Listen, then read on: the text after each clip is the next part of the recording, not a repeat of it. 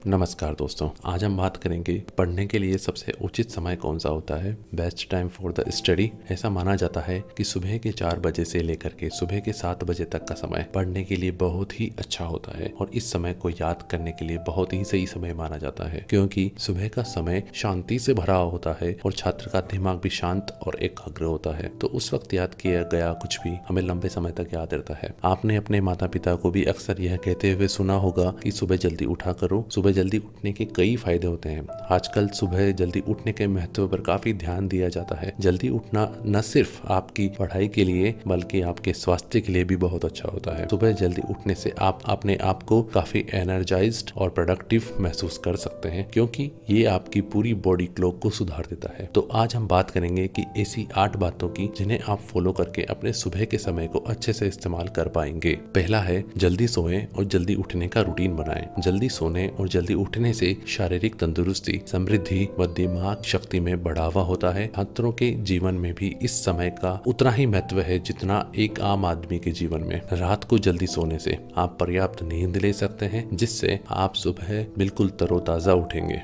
Fresh mind से चीजें याद रखना बहुत ही आसान होता है। वही नींद पूरी होने के बाद पढ़ाई करते वक्त फिर से नींद आने की संभावनाएं भी काफी कम होती है। दूसरा है सुबह उठने के बाद पानी जरूर पिए। सुबह उठने के बाद पानी जरूर से पिए। साथ ही पढ़ाई के दौरान भी कुछ समय के बाद पानी पीते रहें। ये आपकी सेहत के लिए काफी फायदेमंद होगा और इसी के साथ ये आपके दिमाग को हाइड्रेट और तरोताजा बनाकर रखेगा। नंबर 3, सुबह उठकर ताजी हवा लें और टहलें। सुबह उठने के बाद अगर आप तुरंत पढ़ाई करने के लिए बैठ जाएंगे तो जाहिर है आपको नींद आएगी ही। इसलिए उठने के बाद सबसे पहले अपने दैनिक क्रिया को पूरी करें और फिर बालकनी में या फिर बाहर जाकर के थोड़ा सा टहल लें। इससे जहां आपकी एक्सरसाइज भी हो जाएगी वहीं आपको ताजी हवा भी मिलेगी। इस क्रिया से आप अपनी नींद को पूरी तरह से गायब कर सकते हैं। इसके बाद आप कई घंटे तक आराम से बैठ करके पढ़ाई कर सकते हैं। नंबर 4, बेड पर बैठकर कभी भी पढ़ाई न करें। छात्रों के बीच ये समस्या आम हो चुकी है। कई लोग सुबह के उठने के बाद बेड पर बैठकर ही पढ़ाई करना शुरू कर देते हैं। इससे आपको आलस आ सकता है। आप धीरे धीरे लेट कर पढ़ने की कोशिश करेंगे और फिर नींद आपको अपने आगोश में ले लेगी। इसलिए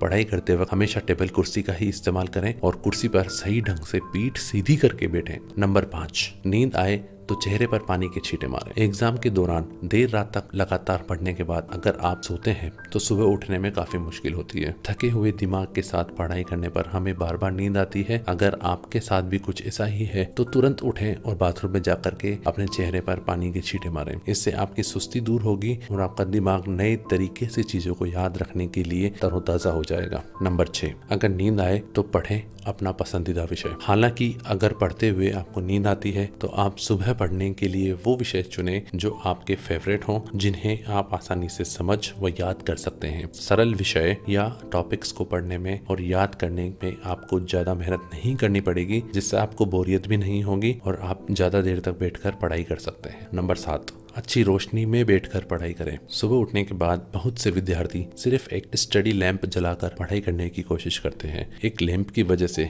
कमरे के बाकी हिस्से में तकरीबन अंधेरा सा ही रहता है। इस कम रोशनी और शांति वातावरण में नींद आना स्वाभाविक है। ऐसी स्थिति में स्टडी रूम की लाइट ठीक से रखें। नंबर 8, लिखकर या बोलकर करें पढ़ाई। यह तरीका पढ़ाई करते वक्त होने वाली बोरियत तथा आने वाली नींद को दूर भगाने में काफी हद तक कारगर सिद्ध होगा। हर विषय को इस तरह से बोल बोल कर पढ़ें जैसे कि क्लास में टीचर पढ़ाते हैं। इससे आपका दिमाग सतर्क बना रहेगा और नींद आने की संभावनाएं भी कम हो जाएगी। इसके अलावा खुद को एक्सप्लेन करके पढ़ने से भी चीजों को याद करना बहुत आसान हो जाता है। इसी के साथ ही पाठ को सिर्फ मौखिक रूप से याद करने की बजाय मुश्किल उत्तरों या सवालों को लिखकर ये भी याद करें। इससे भी आपकी सतर्कता बनी रहेगी और चीजें याद करने में भी आसानी होगी। तो ये थे 8 उपाय जिन्हें अपनाकर आप सुबह के समय का पढ़ने के लिए सही इस्तेमाल कर सकेंगे। आशा करता हूँ आपको ये जानकारी अच्छी लगी होगी। धन्यवाद। मिलता हूँ आपसे अगली वीडियो में नई जानकारी के साथ। धन्यवाद।